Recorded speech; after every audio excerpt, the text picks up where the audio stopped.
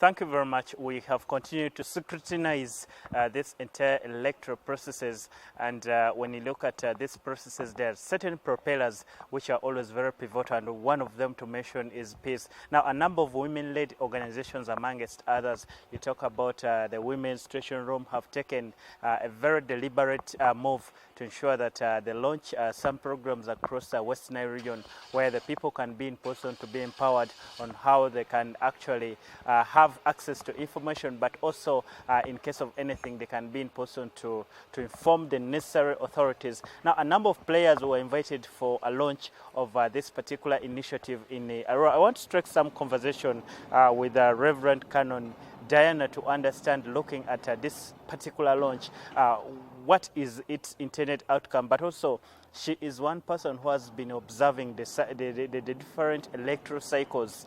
What has been her account of this year's electoral cycle? The call center is here to help the people of the northern region.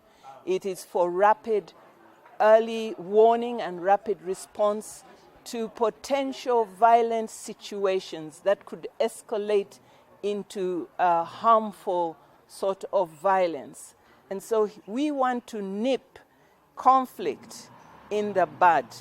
So persons who may witness situations that can escalate into violence can call this center, people from the northern region.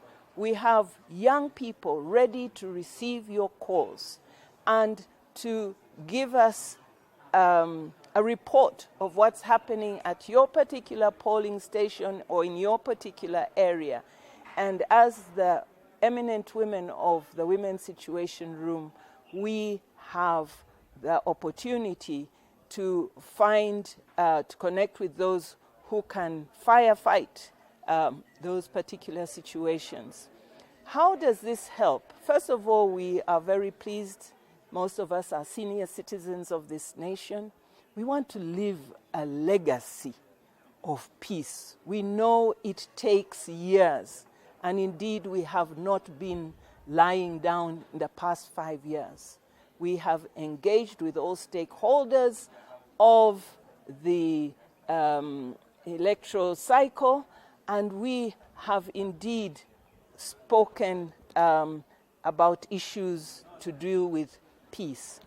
This morning, we had different actors here in Arua City. We had the elders of the community. They were here. We had local government. We had political parties. All these people, we have been having conversations around peace and how to intervene in situations that may cause violence. We have had a beautiful launch, and we have called upon all Ugandans to allow wisdom and discernment. Help them choose peace. We have said peace begins with me and peace begins with you. So peace is in our hands. Let's choose peace. What has been the environment that you have been operating on, but also what do you generally say about some of these civil society organizations that almost have similar thematic areas and being suspended?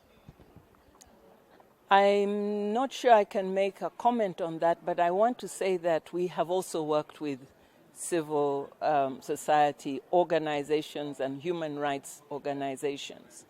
Perhaps our approach is what is different. We do not work in secret. We have conversations around these things, and we do not publicize our findings on media to sensationalize them. Instead, we have conversations seeking solutions instead of just trying to catch other people out. So we are looking for solutions for Uganda, and that is our approach. Okay. Thank you very much, Reverend. That is Canon.